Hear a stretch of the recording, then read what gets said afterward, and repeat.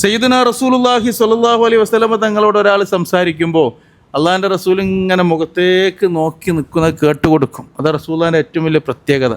പുഞ്ചിരിക്ക തബസ്സുമു സ്വതക്ക, പുഞ്ചിരിയോട് കൂടി റസൂലുള്ളാഹി ഇങ്ങനെ കേൾക്കുക.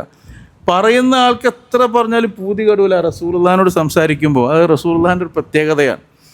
എന്നാൽ റസൂലുള്ള എനിക്ക് നേരം വൈകണ്ട്, തിരക്കാണെന്ന് നമ്മളൊക്കെ പറയണ മാതിരി പറയില്ല, അങ്ങനെയും പറയില്ല. അത് ഫുള്ള് കേട്ടുകൊടുക്കും. അത് sanctity of the prophet Muhammad സല്ലല്ലാഹു അലൈഹി വസല്ലം. റസൂലുള്ളാഹി സ്വല്ലല്ലാഹു അലൈഹി വസല്ലം തങ്ങളുടെ ഒരു പവിത്രതയാണ്, മഹത്വമാണ്. കാരണം അത് കേട്ടുകൊടുക്കുക. ഇന്ന് ഈ ലോകത്തെ എല്ലാ പ്രശ്നങ്ങളും നടക്കുന്നത് എന്താ അറിയോ?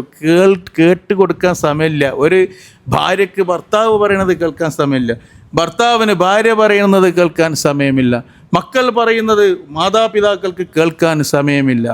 അങ്ങനത്തെ പരസ്പരം കേൾക്കാൻ സമയം ഇല്ല നമ്മൾ കണ്ടെത്തുന്നത്. അതുകൊണ്ട് തന്നെ ഏറ്റവും വലിയ പ്രശ്നങ്ങൾ ഇവിടെ നടക്കുന്നത്.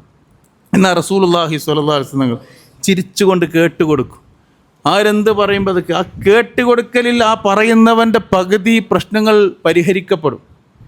അള്ളാഹിൻ്റെ റസൂലിൻ്റെ വിഷമൊന്ന് കേട്ടല്ലോ, അൽഹംദുലില്ലാ, ഇനി പരിഹാരം ഉണ്ടായിക്കോളും എന്ന ചിന്തയാണ് സംസാരിക്കുന്ന ആൾക്ക്.